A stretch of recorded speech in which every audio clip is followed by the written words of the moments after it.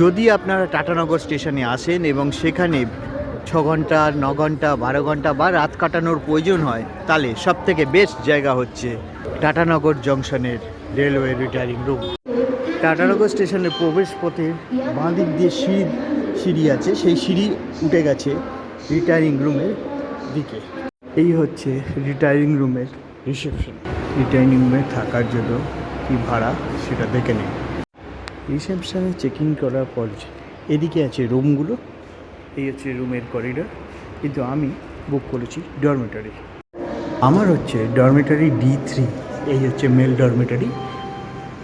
এখানে আছে D3 cabin. চলুন ভিতরে যাওয়া যাক। আচ্ছা, তার আগে ওয়াশরুমটা দেখে নিন।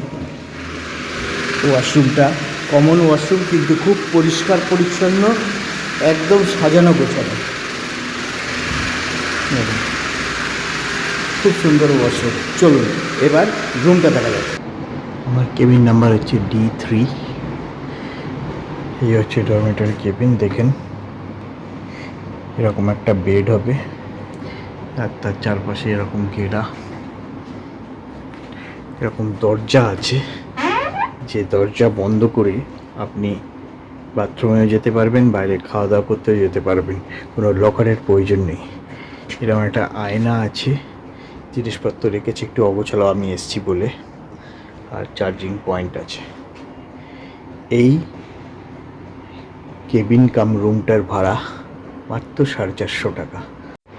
আমার মনে হয় বেশি পয়সা দিয়ে রুম বুক না করে মাত্র 450 টাকা দিয়ে এইটা একটা খুব ভালো অপশান।